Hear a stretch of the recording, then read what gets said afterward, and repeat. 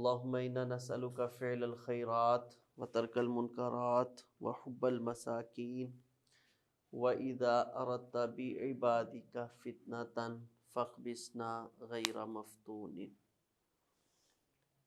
کل کے لیکچر میں ہم نے لفظی طور پر علم المیراث اور علم الفرائض اس کے لغوی معانی جو ہیں ان پہ غور کیا تھا، اور اس کے بعد حقوق ترکہ جو ہیں ان کے حوالہ سے چند ایک گزارشات کی تھی۔ علم المیراث یا علم الفرائض ایسے اصول و ضوابط کا علم ہے جن کے ذریعے ترکہ، ورثاء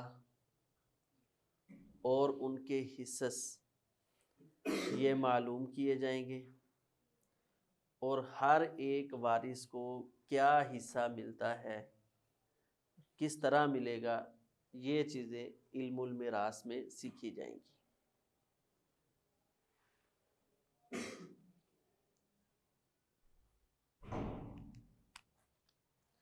اس علم کا موضوع محل بحث وہ ترکہ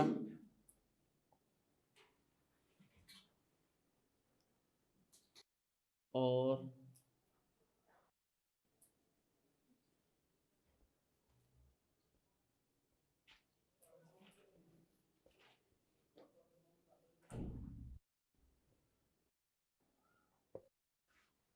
ترکہ اور اس کے مستحقین۔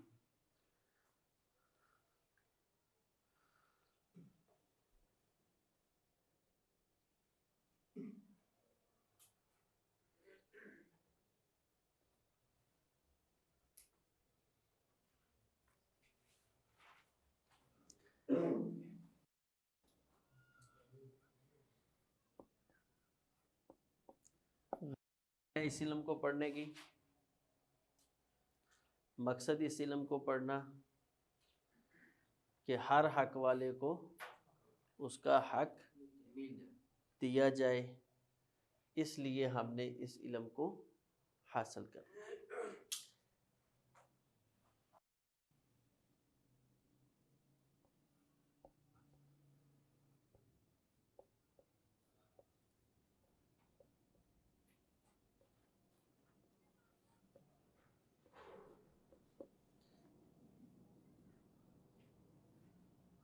حکم کیا ہے؟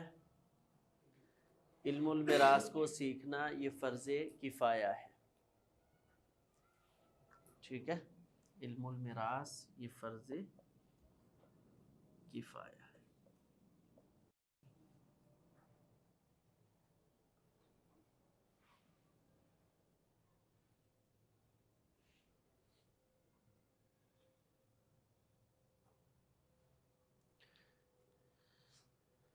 جی، تو اس موضوع میں ہم بحث کریں گے ترکہ کے حوالہ سے اور اس کے جو حقدار ہیں ان کے حوالہ سے۔ مطلب فرض کفایہ یعنی کہ چند لوگ اس کو یاد کر کے سیکھ کے علاقہ میں کفایت کر جائے، یعنی علاقے میں کم از کم ایک دو افراد ایسے ہونے چاہیے جن کو علم المیراث آتی ہے، خاندان میں ایک دو افراد ایسے ہونے چاہیے کم از کم جن کو وراثت کا علم آتا ہو۔ اگر پورے خاندان میں کوئی ایسا شخص نہیں ہے جو وراثت کا علم نہیں جانتا تو سارے جو ہیں وہ پھنس جائیں گے، ٹھیک ہے نا؟ تو ہر خاندان، علاقے سے ایک دو افراد کا کم از کم اس علم کو سیکھنا انتہائی ضروری ہے۔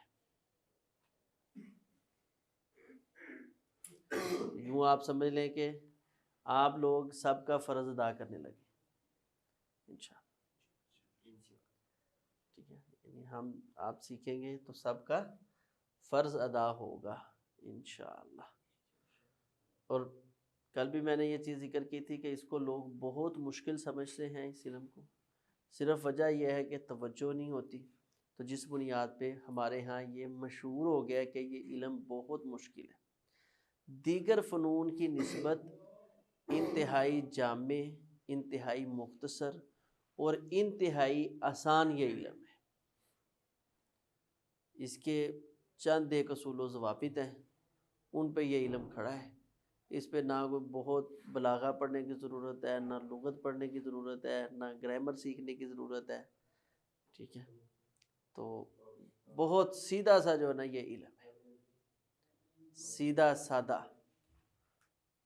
تو بس یہ مشہور ہمارے ہاں اس قدر ہو گیا ہے، تو جس وجہ سے ہم پریشان ہو جاتے ہیں۔ تو بس آپ نے یہ پریشانی جو ہے نا یہ تھوڑی سی اتارنی ہے، تو انشاءاللہ یہ ویسے تو ایک ہفتے کا کام ہے وراثت انشاءاللہ، ٹھیک ہے نا؟ اور کتنے افراد ایسے ہیں جن کو میں نے پوری یہ وراثت ایک دن میں پڑھائی ہے؟ صبح 9-10 بجے آئے ہیں اور مغرب کے وقت وہ ماشاءاللہ سمجھ کر کہ جی سمجھ آ گئی، چلے گئے، ٹھیک ہے؟ لیکن یہ لکھنا پھر بھی ضروری ہے، وہ بھی لکھتے ہیں۔ یہ عادت ایسی ہے کہ انشاءاللہ جو ہے نا آپ کو بہت پختہ کرے گی۔ تو سب سے پہلے ہم نے کل حقوق ترکہ، حقوق ترکہ کتنے تھے؟ ترکہ کے حقوق،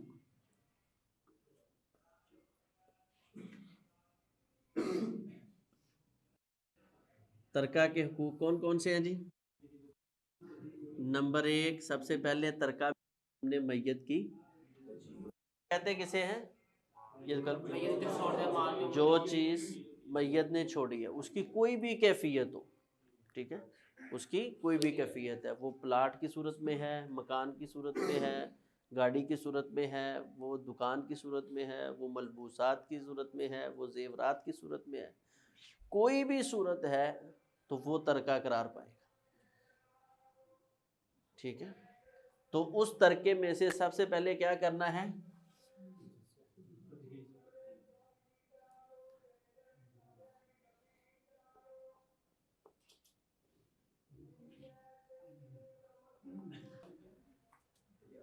جہیز، جہیز کب دیتے ہیں؟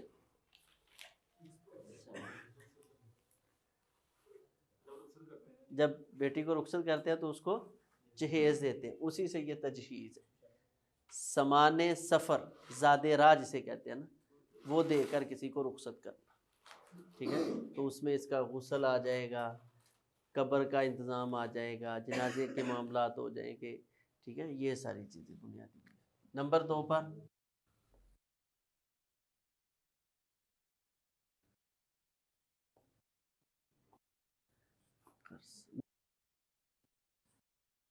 معاملات بڑے سنگین ہیں، اور اس میں نے کل یہ وضاحت بھی کی تھی کہ صرف کسی کی ذمہ داری لے لینا یہ کافی نہیں ہے۔ آپ لکھ نہیں رہے، لکھا ہوا ہے کل کا؟ تو کسی کا ذمہ داری لے لینا ہی کافی نہیں ہے، جس نے ذمہ داری لی ہے اس سے ادا کروانا بھی ہے، ٹھیک ہے نا؟ اور نمبر 3 پر وصیت کا نفاذ،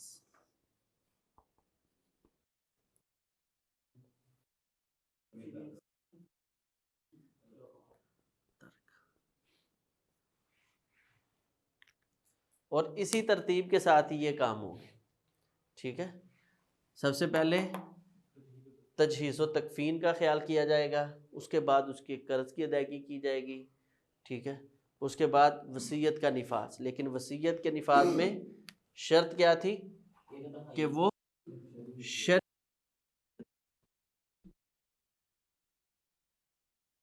کو کر لیں، وصیت کا نفاذ۔ غیر شرعی وصیت کے پہلو ہیں۔ نمبر 1/3 سے زائد کی وصیت کر جائے تو یہ غیر شرعی ہے۔ وارث کے لیے وصیت کر دے، وارث کے لیے کر دے، یا ناجائز کام کی وصیت کر جائے۔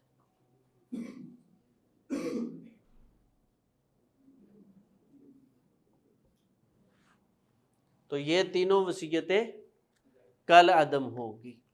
1/3 مال کا بندہ خود بھی مالک نہیں ہے، 1/3 سے زائد مال کا۔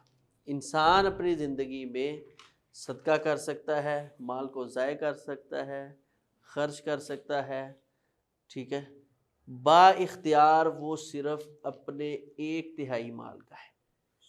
وصیت صرف مال کی ہوتی ہے کہ ملکیت میں جو بھی چیز ہو اس کی؟ کوئی بھی چیز ہو، ترکہ کی بات ہو رہی ہے، پورے اگر ترکہ۔ عہدے کی وصیت کر جائے، عہدے کی وصیت اس میں دیکھیں گے کہ ناجائز تو نہیں ہے، اہل ہے، اذا وسید الامر الی غیر اہلہ فانتظر الساعۃ۔ اپنے وارث کے لیے جی عہدے کی وصیت کر جائے اپنے وارث کے نہیں، لیے، وہ دیکھیں عہدہ تقسیم نہیں ہوتا نا، عہدہ تقسیم نہیں ہوتا، یہی کہا یہ دیکھی جائے گی نا کہ ناجائز تو نہیں، کوئی ایسی چیز مثال کے طور پہ وہ عہدہ سمجھتا ہے کہ دکان کا مالک بنانا، تو کہتا ہے جی میں نے اس کو مالک بنا دیا، عہدہ ہی دیا ہے نا، تو یہ عہدہ نہیں ہے، یہ اس کو ترکہ مل گیا، دکان کاروبار چلتا ہوا ملا۔ ویسے کوئی عہدہ ملکیت میں آتا ہے؟ عہدے سے مراد ذمہ داری کہہ رہے ہیں، یعنی کہ ایک فیکٹری ہے، اس میں مرتے وقت کہہ دیا کہ اس یہ فیکٹری کا سی او یہ بنے گا، تو وہ کیا اس کو کیا کیا اس کا عہدے دار وارث بنا دیا نا، جی وارث تو آپ ہونا کہ جب اس نے کہا کہ فیکٹری اس نے دی، اس نے کہا کہ یہاں پر ایک آدمی کے تحت، پہلے میرے تحت کافی آدمی کام کر رہے ہیں، اب اس کے تحت کام کریں گے، وہ کیا لگتا ہے جس کے تحت لاکھ کام کر، وارث اس لگتا کا ہے بیٹا ہے، وارث ہے، نہیں جو پہلا تھا جس نے اپنی جگہ پہ لایا وہ کیا ہے، خود خود باپ ہے، مالک ہے نا، فیکٹری کا کیا ہے، فیکٹری کا مالک ہے، وہ مالک خود ہی رہ رہا ہے کہ بیٹے کو بنا رہا ہے، مالک اب بھی خود ہی ہے، لیکن اس نے جو اپنے نہیں جو انتظامات ہیں وہ اپنے بیٹے کے، ہاں یہ ایک الگ مسئلہ ہے۔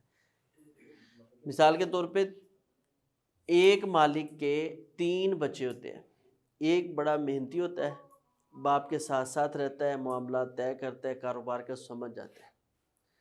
اب باپ کیا کرتا ہے، اس کو فیکٹری کا بنا دیا، جی سی او بنا دیا اور یہ کام کرنے لگ گیا۔ باپ اس کی تنخواہ مقرر نہیں کرتا، یہاں 2 صورتیں، ایک ہے تنخواہ مقرر کی، اس کے معاملات الگ ہیں، وہ ٹھیک ہے، یہ معاملات درست ہے کیونکہ اس کو اہلیت کی بنیاد پر دیا گیا ہے، وارث ہونے کی بنیاد پہ کچھ نہیں ملا۔ دوسرا ہے کہ اس کی اہلیت کی بنیاد پہ یا اس کی محنت کی بنیاد پہ اس کو اس کا پہلے تو بطور سی او اس کو رکھا ہے، لیکن جیسے ہی تھوڑا سا وقت گزرا تو وہ ساری چیزیں بیٹے کو پکڑا دیتا ہے کہ ٹھیک ہے تو کر، باقی دوسرا تو نافرمان ہے، اس نے تو چیزیں ضائع ہی کرنی ہیں، وہ پیسے لے جاتا ہے تو اڑا کے آ جاتا ہے، تو یہ بچہ بڑا خیر خواہ ہے، یہ کام ہم نہیں کر سکتے، یہ ناجائز کام ہے، ٹھیک ہے۔ اللہ تعالیٰ نے حصہ تقسیم کے وقت یہ بات کہی ہے کہ ہاں کہ تم نہیں جانتے کہ تم ان میں سے اقرب لکم نفع، تمہارے لیے زیادہ نفع میں کون ہے، اللہ کے ہاں نتیجتاً کون زیادہ نفع دے گا، ٹھیک ہے نا، تو یہ فیصلے ہم نہیں اس میں کر سکتے، یہ دونوں چیزوں کو تھوڑا سا آپ نے بدل لیں۔ وصیت عمومی طور پہ مرنے کے بعد نافذ کی جاتی ہے، ہبہ انسان زندگی میں تحفہ دے دیتا ہے۔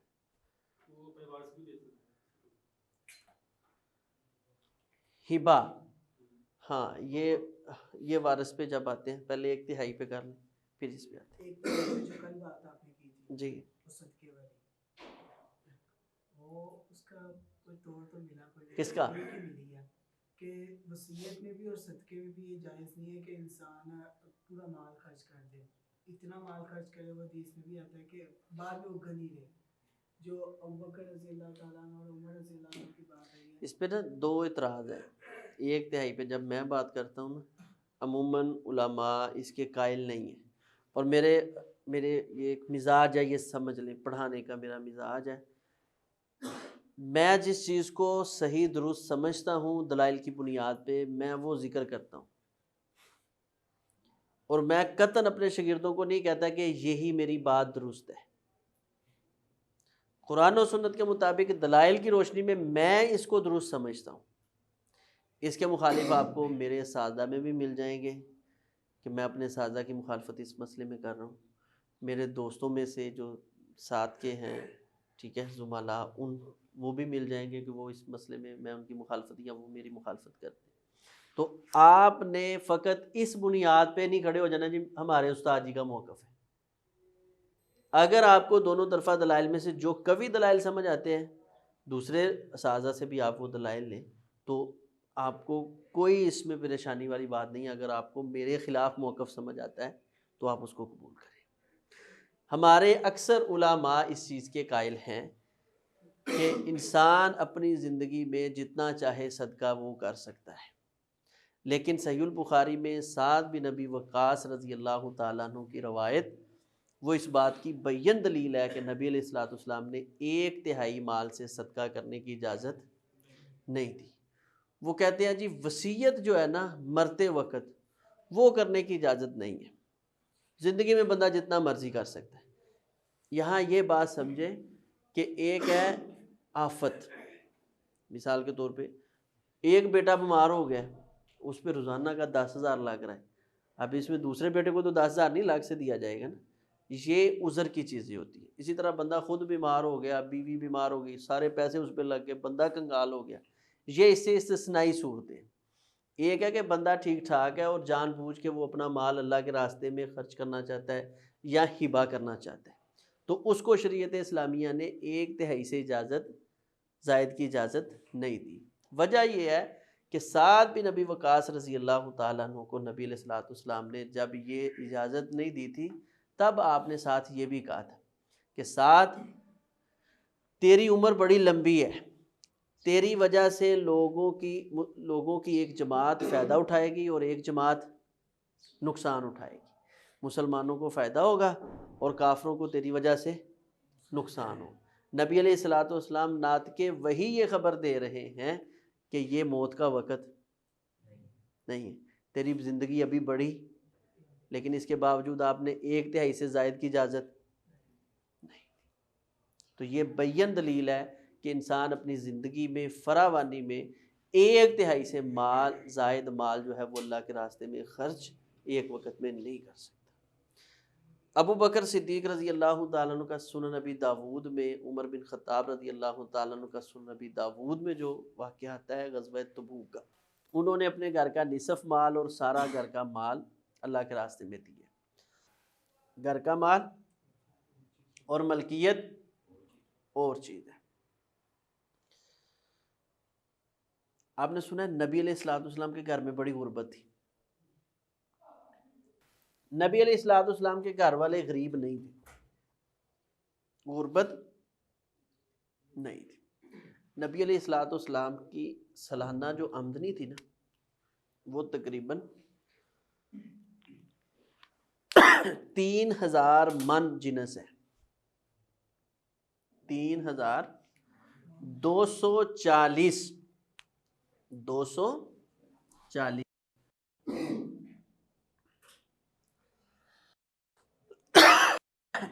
من کھجوریں اور 60 من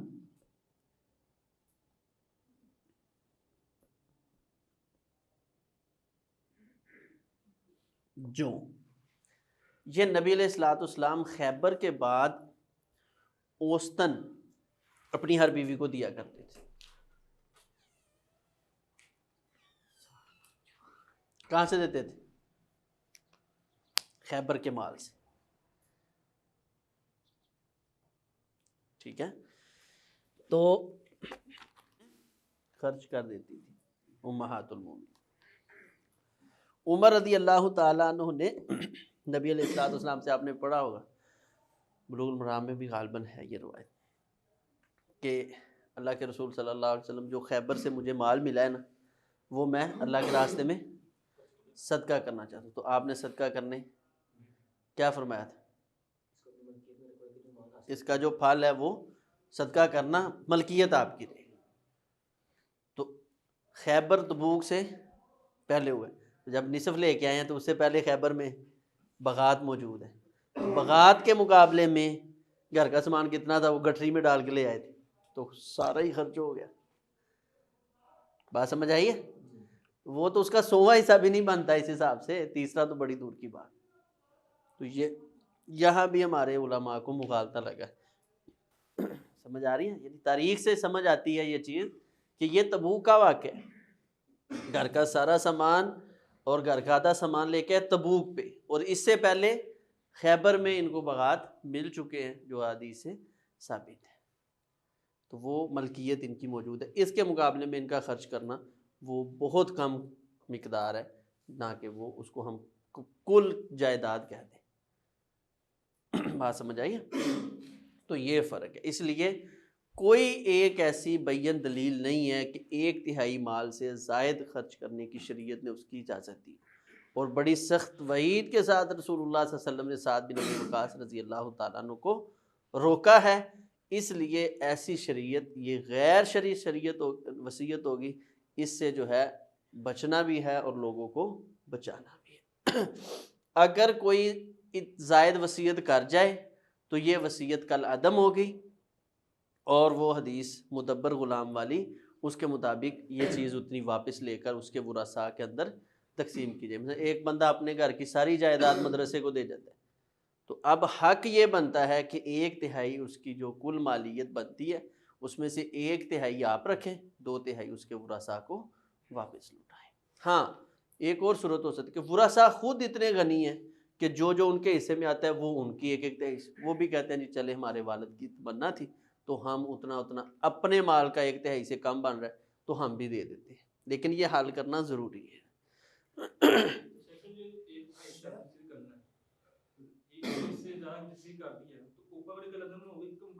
نہیں، اوپر والی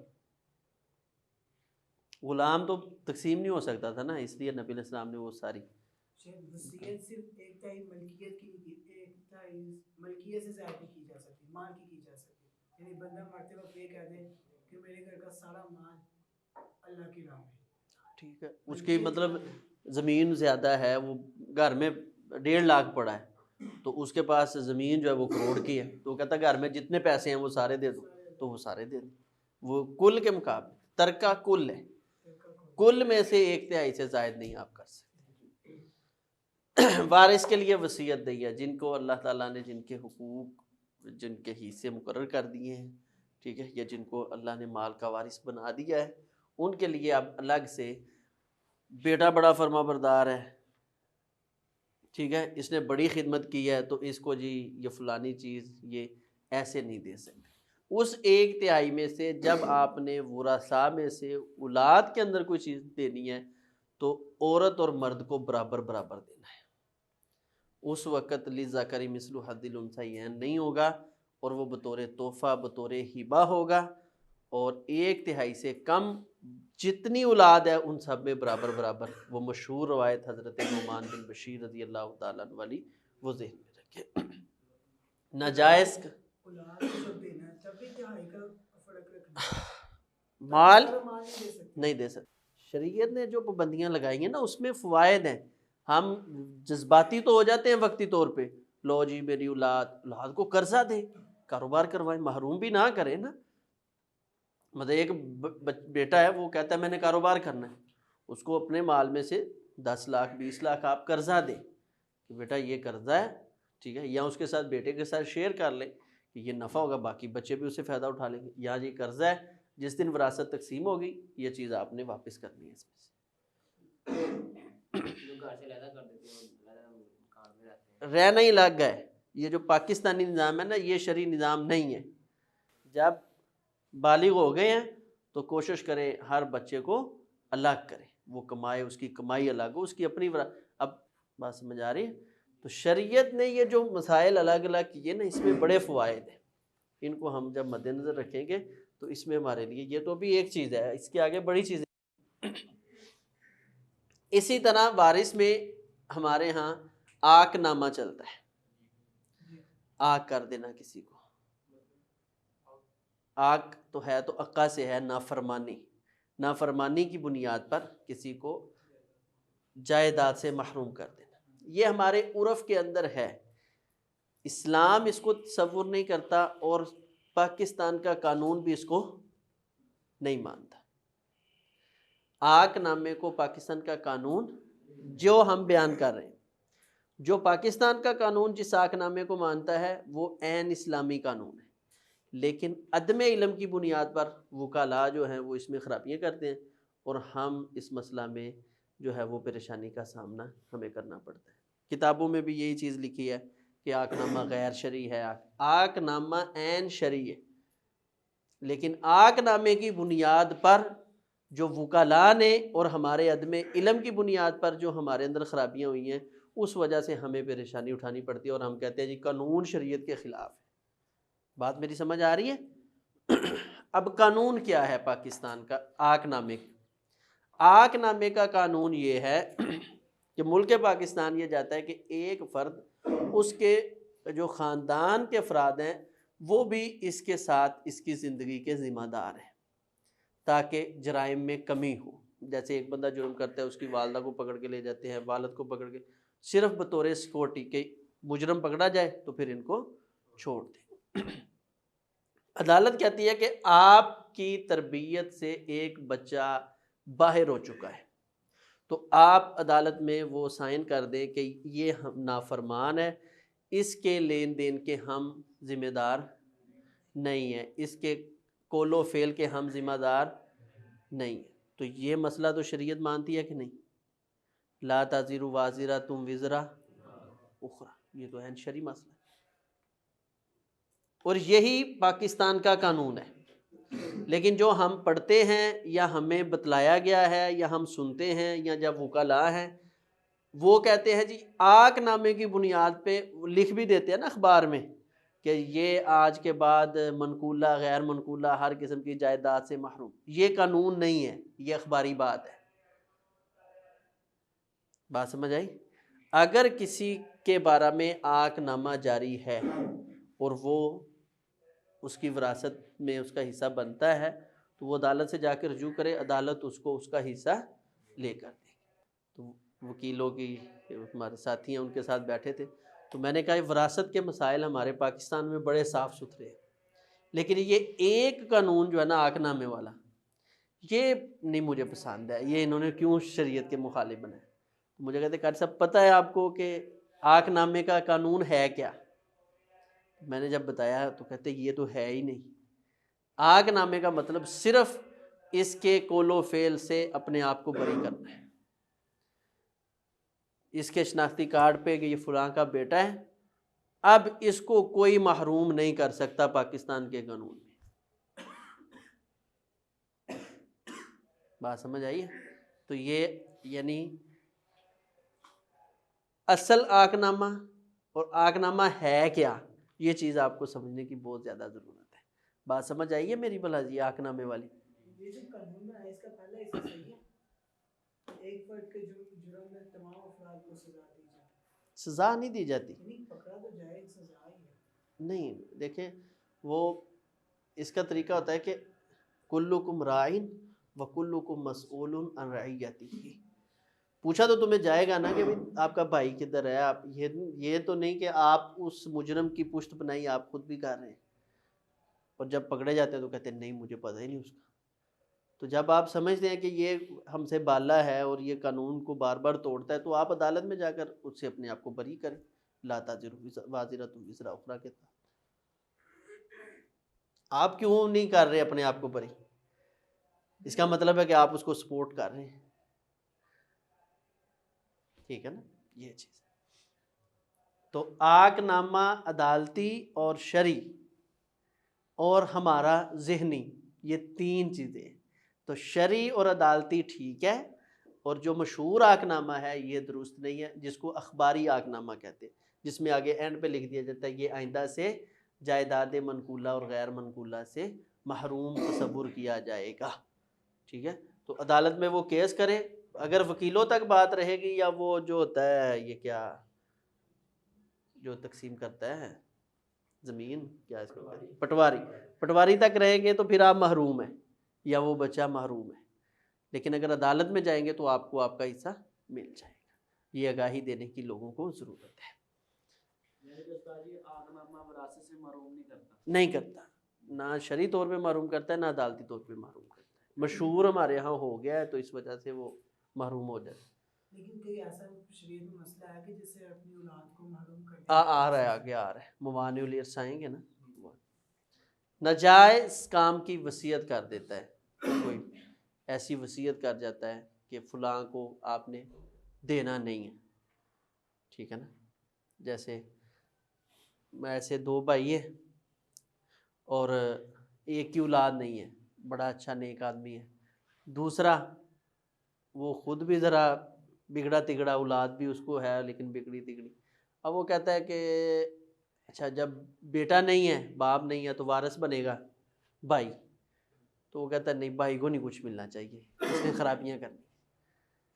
تو اس طرح کی وہ وصیت کر جاتا ہے جی میرا مال صرف میری بیویوں میں دیا جائے، تو یہ نافذ نہیں ہوگی. یا کوئی اور ناجائز وصیت کر جاتا ہے جی میرے بعد سینما بنا دیو پیچھے، یا جی کو فحاشی کا اڈا کھول دینا ہے، ایسی کوئی وصیت بیوقوف کر جاتا ہے تو وہ وصیت نافذ نہیں ہوگی. تو یہ 3 طرح کی وصیت جو ہے اس کو آپ نے مد نظر رکھنا ہے. اس کے بعد ہے تقسیم ترکہ. ترکہ جو ہے اس کو تقسیم کرنا ہے. ارکان رکن کی جمع ہے.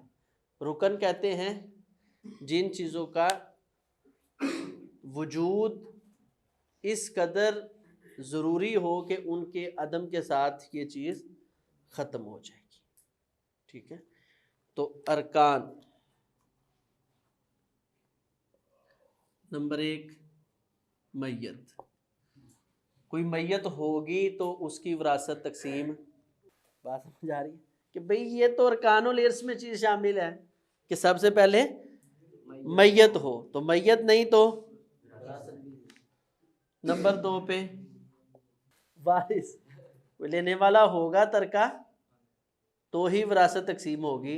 تو جس کا کوئی لینے والا ہی نہیں ہوگا وہ پھر سارا مال اٹھا کے بیت المال میں جمع کرو. سلفیہ میں جی. نمبر 3 پہ مال. تو یہ 3 ارکان ہیں. ان میں سے ایک چیز بھی نہیں ہوگی. آپ کا جواب آ گیا جی. وراثت تقسیم میت ہوگی، ٹھیک ہے، بات سمجھیں. تو اپنی زندگی میں بندہ پھر تقسیم سارا، تو اپنی زندگی میں کرنا ہے تو پہلے گلا گھوٹنا پڑے گا اپنا، ٹھیک ہے. تو بس اسباب میراث.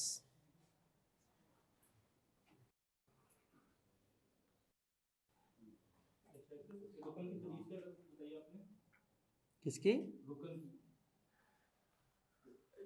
رکن کہتے ہیں جس کی وجہ سے کسی چیز کا وجود قائم ہو.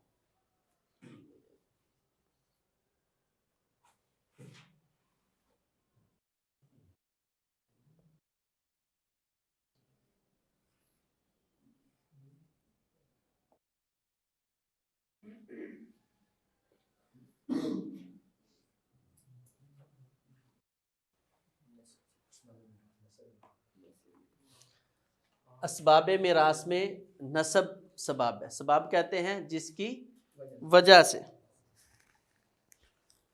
جس کی وجہ سے کوئی کسی کا وارث بنے گا. تو پہلا ہوگا ازرو نسب، ٹھیک ہے، جسے ہمارے یہاں کہتے ہیں خونی رشتہ، سادے لفظوں میں خونی رشتہ، ٹھیک ہے. اور نمبر 2 پہ نکاح، اور نمبر 3 پہ ولا. اب یہ ہمارے تقریباً کل عدم ہے. اب 2 اسباب تقریباً موجود. ولا غلام اور اس کے مالک کی آزادی کی نسبت، ٹھیک ہے، یعنی کسی آدمی نے کسی غلام کو آزاد کیا ہے تو اب یہ آدمی اس کا وارث ہوگا. آزاد کرنے والا اپنے غلام کا وارث ہوگا اس وقت جب اس کی اولاد نہیں ہوگی. جب تک غلام ہے اس وقت تک تو وہ اپنے مالک کا مال ہے، ترکہ میں اس کو تقسیم کیا جائے. لیکن مالک نے اس کو آزاد کر دیا، اب وہ اس نے محنت کی، پیسہ کمایا، اب وہ خود مالیت والا ہو گیا تو فوت ہو گیا، لیکن اس کا کوئی اسبہ وارث موجود نہیں تھا. تو اب اس کا جو مال ہے اس کے مالک کو، جس نے اس کو آزاد کروایا تھا، اس کو مل جائے گا. ہاں وہ وارث نہیں. ہاں یہ سوال ٹھیک ہے. اس کا اس کے ساتھ نسب نہیں ہے. لے پالک بچہ اپنے ایسے جو منہ بولے باپ کا وارث نہیں، وہ اپنے حقیقی جس کے ساتھ کا نسب ملتا ہے اسی کا وارث ہوگا.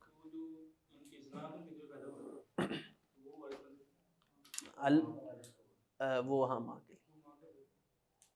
اگر تو شادی شدہ عورت ہے، عورت شادی شدہ ہے اور اس کا خاوند تسلیم کرتا ہے کہ یہ بیٹا میرا ہے، تو الولد للفراش، بستر کے لیے اللہ نے، بستر والے کے لیے اللہ نے بچہ جو ہے وہ رکھا ہے، شریعت کا اصول ہے. اگر باپ انکار کر دیتا ہے یعنی لعان ہو جاتا ہے تو پھر یہ بچہ یا کواری عورت ہے یا لعان ہے، تو اب یہ ماں کا وارث اور ماں اس کی وارث، اس کا نسب ماں کے ساتھ ہے باپ کے ساتھ. باپ نے انکار کر دیا. سلام بیان کی مال جی تو مالک نے آزاد کر دیا غلام کو. اب غلام کا جو وراثت تھی اس کا پھر بچے تھے تو مالک کو پھر مال نہیں ملا، بچوں نہیں ملا. اگر اسبا وارث ہے، اسبا بیٹا ہے اس کا، باپ ہے، تو اس نسبت مالک کو آ جائے گی. ہاں نسبت آئے گی، نسبت اسی کو رہے گی. اگر باپ مان دیتا تو پھر تو اس کے ساتھ ہی ہوگا. ہاں پھر تو یعنی اسے تسلیم کر لیا نا کہ بھی میرا حمل یہ ہے، نطفہ میرا ہے. اگر ایک زانی نے اقرار کر لیا بچہ میرا ہے، ٹھیک ہے، اب وہ زانی تو رجم ہوگا، اس کی وراثت یا وہ بچے کو ملے گی نہیں. نسب تو علم قائم ہو جائے. نہیں، نسب کیسے نسب قائم ہو؟ فیملی رشتہ وہ وہ ولد زنا ہے، وہ بیٹا نہیں ہے. اس کا نام کیا ہے؟ ولد زنا. وہ صرف ماں کا ہے. نسب بنے گا نکاح کے بعد. نطفہ ہے، نسب نہیں ہے. جی اس کے بعد ہے جی اور کیا ہے جی، شروط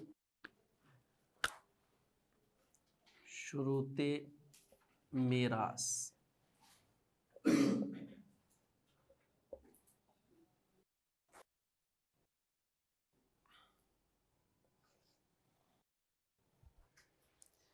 یعنی جس وقت ہم نے وراثت تقسیم کرنی ہے ان چیزوں کا ہونا اس وقت لازم ہے. پیچھے تھے سبب یا ارکان کہ یہ چیزیں ہوں گی، اب ان چیزوں کا پایا جانا لازم ہے شرط کے طور پہ. نمبر 1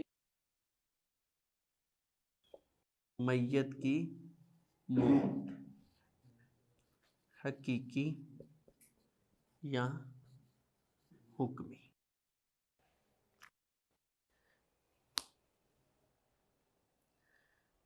میت کی موت جو ہے وہ حقیقی طور پر یا حکمی طور پر اس کا پایا جانا بطور شرط ضروری ہے.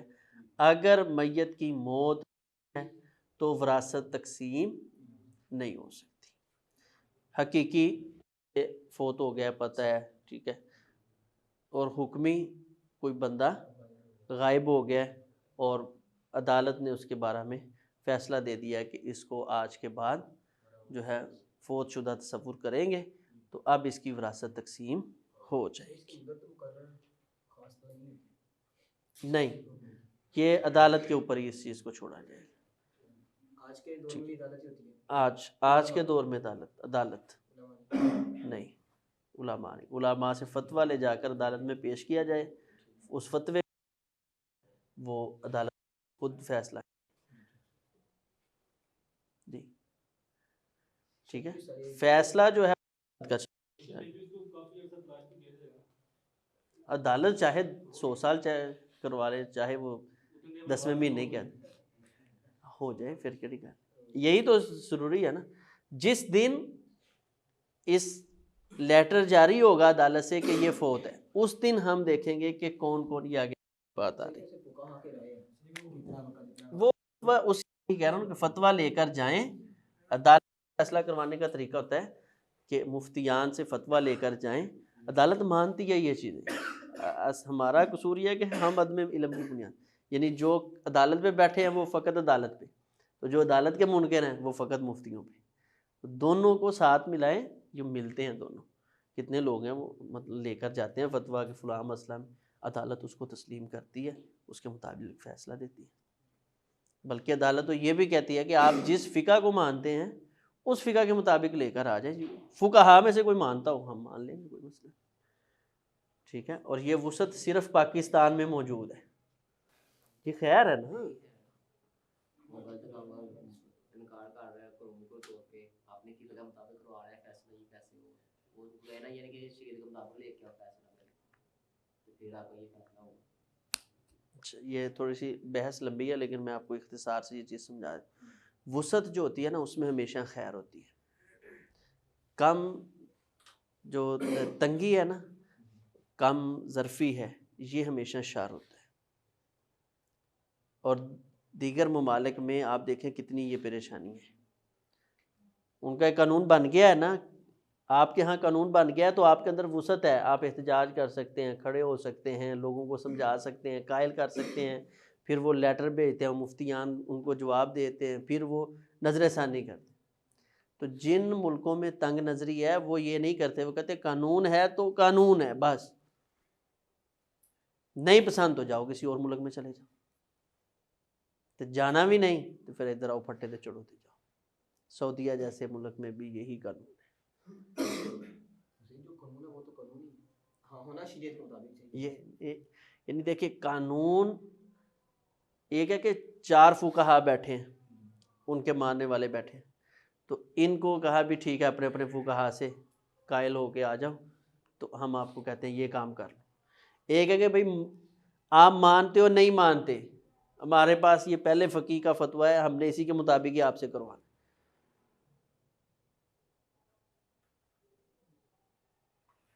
خیر ہے کہ نہیں؟ کیوں جی علامہ صاحب کیوں تڑپتے تھے؟ قانون جو اسلامی بل ہے کیوں نہیں پاس ہونے دیا تھا؟ کس بندے نے نہیں پاس ہونے دیا؟ علامہ صاحب نے. کیوں؟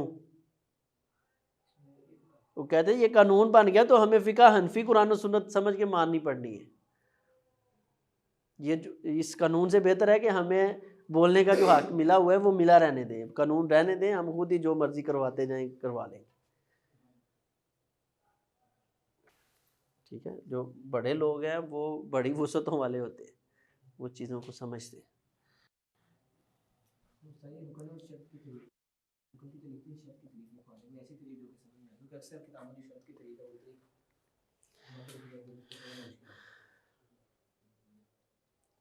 شرط کہتے ہیں جس کے وجود سے وجود لازم آئے، بس. جی نہیں، رکن اس کے الٹ ہے. رکن ہوتا ہے رکن ہے وجود سے وجود آئے اور شرط ہے عدم سے عدم آئے، یہ دونوں آپس میں متضاد. رکن ہے کہ یہ تینوں چیزیں ہوں گی تو وراثت کا وجود ہوگا، اور شروط میں ہے ان میں سے کوئی چیز نہیں ہوگی تو وراثت کا وجود ختم ہو جائے. مثال کے طور پہ اب یہ دیکھیں نا آگے، وارث کا حقیقی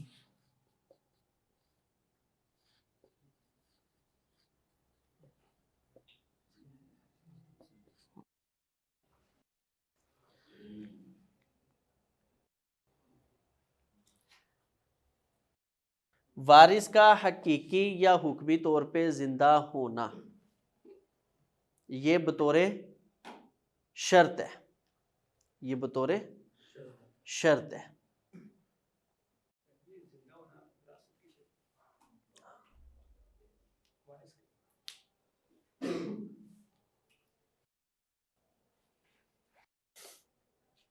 اب اگر وارث زندہ نہیں ہے حقیقی یا حکمی طور پر تو وراثت بھی تقسیم اس کو ملے گی نہیں. اس کا تعلق ہے پوری وراثت کے ساتھ، اس کا تعلق ہے ایک ایک فرد کے ساتھ. ٹھیک ہے، یہ ایک ختم ہوئی ہے تو ایک ہی ختم ہوا ہے، یعنی ایک وارث زندہ نہیں تھا، 3 نہیں ہے نا، تو بھائی پہلے فوت ہو گیا تو وہ اس کے عدم سے یہ چیز وراثت عدم ہو گئی، اس کے لیے، باقی 2 کے لیے موجود ہے. وضو نماز کے لیے شرط ہے کہ رکن ہے؟ وضو شرط ہے.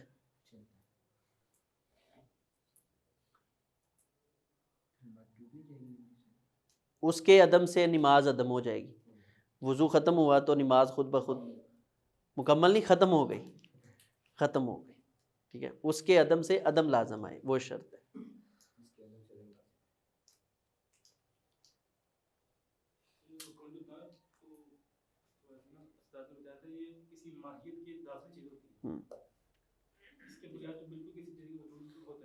یہی یعنی کسی بھی چیز کی حقیقت اس پر قائم ہے، وہ رکن ہے. وہ ایک رکن ہے، دو ہیں، تین ہیں، چار ہیں، چھ ہیں. ٹھیک ہے، وہ سارے موجود ہیں. جب ہمیں بتایا تھا اندر کی چیز ہوتی ہے وہ رکن ہوتی ہے، باہر کی چیز ہوتی ہے نا وہ شرط. یہ بھی ٹھیک ہے مثال کے طور پر.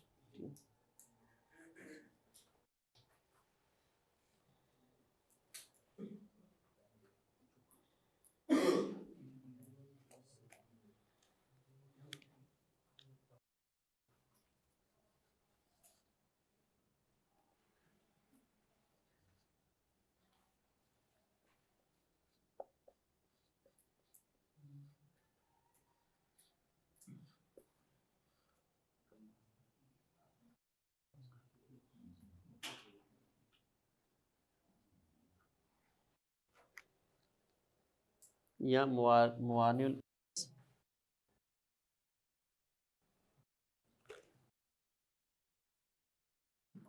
نہ ہو بس.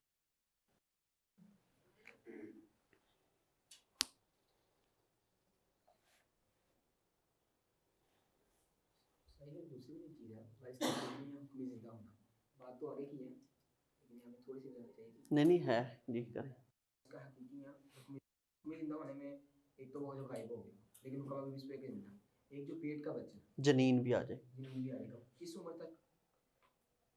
کس عمر تک؟ یعنی اس کی جو پیٹ کی عمر ہے اس میں کہاں تک 4 ماہ تک یا شروع سے آخر تک؟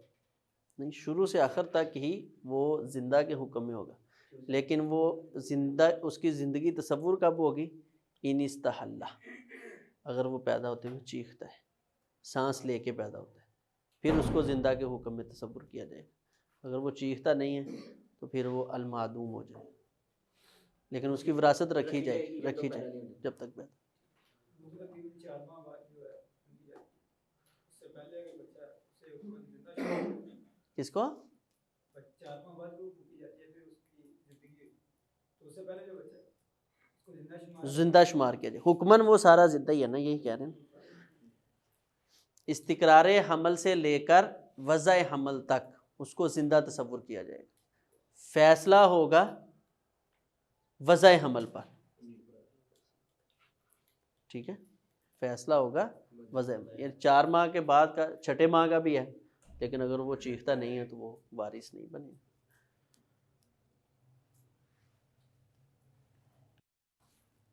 جی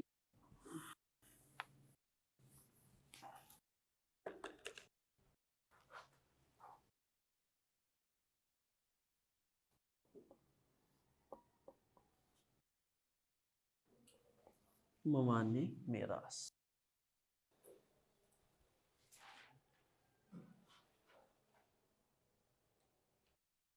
جس کے سبب کوئی وارث وراثت سے محروم ہو جائے گا، وارث نہیں بن سکے.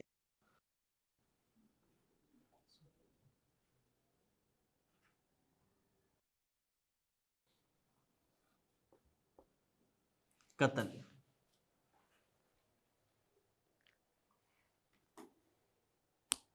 قاتل جو ہے وہ مقتول کا وارث نہیں بن سکتا. قاتل نے جس کو قتل کر دیا نا، اس کی وراثت اس کے حصے میں آتی ہے، تو ایسا قاتل وارث نہیں بنے. فقہا نے ایک قاتل کو اس سے استثناء دیا ہے، وہ باپ ہے.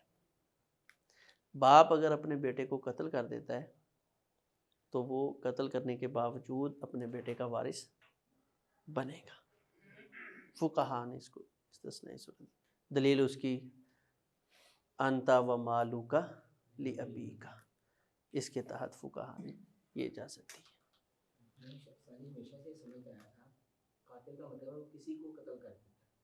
نہیں آج میں اس بات کی وضاحت ہوئی ہے کہ اگر وہ میت کو یعنی کہ کی وراثت اس کو ملی تھی اس کو قتل کر دیا. ہاں یعنی بھائی بھائی کا وارث بن رہا تھا تو اس نے کہا کہ یہاں یہ بھی سال لکھ لے کہ وہ قاتل حکمی ہو یا حقیقی ہو. یہ بھی فقہا کا اختلاف.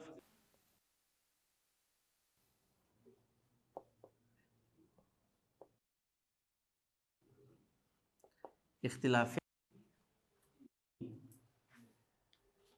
اختلاف دین میں اختلاف مسلک بھی ہے. نہیں، دین اور چیز ہے، مسلک اور چیز. شرک کرتا ہو کوئی مسئلہ نہیں، کرن دیو.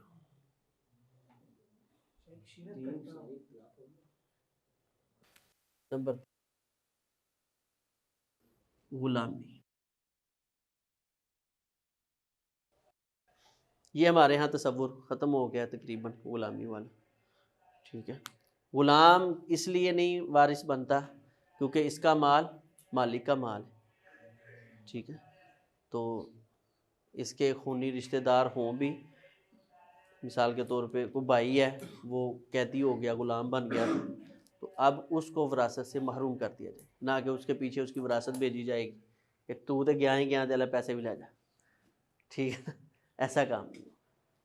تو جو بندہ غلام ہے اس کو وراثت منتقل نہیں ہوگی، بے شک اس کے ساتھ نسبی تعلق ہے اس کے باوجود. جی اگر ایک شخص ایسے ویسے زبردستی غلام بنا دیا اب وہ وراثت سے محروم کیا جائے، محروم کیا جائے.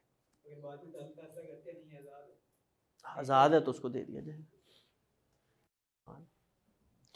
یہ چند ایک بنیادی چیزیں تھیں وراثت کے حوالہ سے. یہ جو اختلاف دین ہے، جی ایک شخص جو پہلے کافر ہو گیا، مسلمان ہو گیا، اس کا باپ فوت ہوا، کچھ عرصے بعد دوبارہ مسلمان ہو گیا.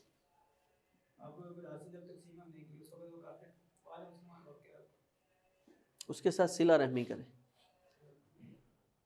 اس کو تو اب زکوٰۃ دینا بھی درست ہوگی نا تالیف قلبی کے لیے. ہاں ہوں نانگے باہر تے نہیں نا اگے کہندے ایڈی مشکل ہے تقسیم مسا مسا پھر دوبارہ لے. یہ اسباب، ارکان، شروط، موانع، ٹھیک ہے، وراثت کے حوالہ سے تھے چند ایک، ان کو آپ نے اچھے طریقے سے سمجھ لینا ہے. ٹھیک ہے، اس کا کوئی بہت زیادہ عمل دخل نہیں ہے. موانع جو ہیں ان کو دیکھنا ہے. اس کے بعد ایک چیز ہوتی ہے حجب. اگر کوئی وراثت میں جی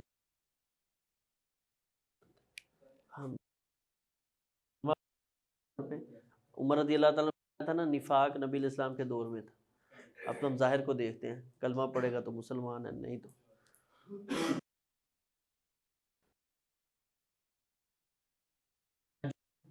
اب. ٹھیک ہے، یہ بھی محرومی کی ایک قسم ہے. جیسے موانع ہم نے پڑھے نا، اس کی دو قسم.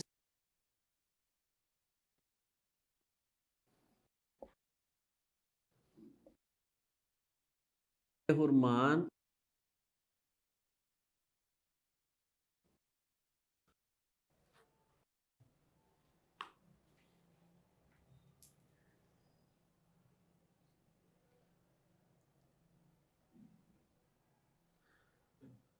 حجب حرمان ہوتا ہے محروم ہو جانا. کوئی آڑ بیچ میں آ گئی، اس کی وجہ سے یہ محروم ہو گیا. جیسے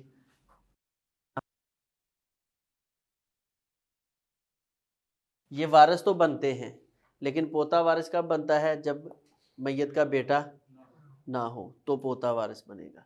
دادا وارث کب بنتا ہے؟ جب میت کا باپ نہ ہو.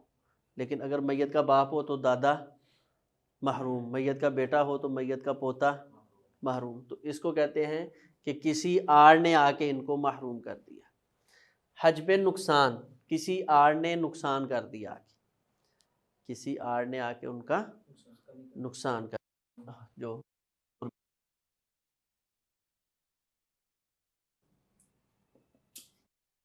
اولاد نہ ہو تو خامد کو کتنا ملتا ہے؟ آدھا. لیکن اگر اولاد ہو تو چوتھا حصہ. اس کا حصے میں کمی آ گئی، آدھے سے چوتھے حصے پہ چلا گیا. کس کی؟ دونوں کی. دونوں نہیں سمجھ رہے. موانع، ہاں چلے، موانع جو ہے نا اس کے ساتھ تو بندہ وراثت سے محروم ہوتا ہے. یہ موانع جو ہیں اس کی بنیاد سے اس کا سمجھ لیں وراثت کے ساتھ کوئی تعلق نہیں رہتا. ان موانع کے علاوہ ایک صورت ہوتی ہے حجب کی، پردے کی، آڑ کی.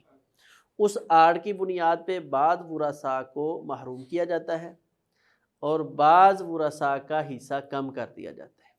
یعنی کسی دوسرے وارث کی وجہ سے، خود اس میں صلاحیت تھی وارث بننے کی لیکن کسی دوسرے وارث کی وجہ سے یہ محروم ہو گیا ہے یا اس کا حصہ جو ہے وہ کم کر دیا گیا. جس میں محروم ہوگا وہ حجب حرمان الگ ہے.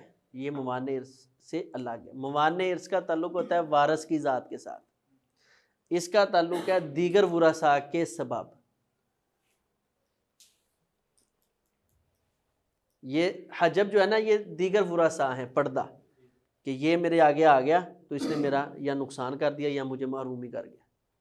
اس کا یہی ہوگا کہ جب دادا فوت ہو جاتا ہے اس کا وارث پوتا بھی ہوتا ہے لیکن اس کا باپ زندہ ہو تو پوتے کو نہیں ملتا ہے. بیٹا بیٹا اگر زندہ ہے تو پوتے کو نہیں ملتا. یہ کل سمجھاؤں گا کہ وراثت میں نام کیسے لینے ہیں. یہ دوسری بڑی غلطی ہوتی ہے کہ ہمیں نام نہیں، یعنی رشتوں کے نام نہیں لینے آتے جس وجہ سے وراثت سمجھ ہی نہیں آتی. ٹھیک ہے، یہ انشاءاللہ کل ہم، کیونکہ کل اصحاب الفروض میں سے ہم انشاءاللہ جائیں گے تو پھر اس میں یہ چیز، یہ بہت ضروری چیز ہے. ٹھیک ہے، پہلا ہم نام سے ہی لے لیتے ہیں. اچھا جی میت فوت تو ہوئی ہے نا، تو بیٹا چھڈیا اندیاں بھیناں نے دو. اب کہدیاں بھیناں نے دو، تو اگر بیٹے کی بہنیں ہیں تو وہ میت کی بیٹیاں ہیں. تو وراثت میت کے رشتوں کو ملنی ہے، نہ کہ زندوں کے جو ہے نا تعلق دار. یہ جیسے ابھی آپ نے کہا نا، کیا کہا ہے آپ نے ابھی؟ دادا، پوتا اور اس کا باپ. آگے نا، تو کہنا آپ چاہتے ہیں میت کا بیٹا. جی جی، محروم سے حجب حرمان، جس نے محروم کر دیا، حرام کر دیا اس کا حصہ. یہ ان چیزوں کو آپ نے اچھے طریقے کے ساتھ پڑھنا ہے، سمجھنا ہے.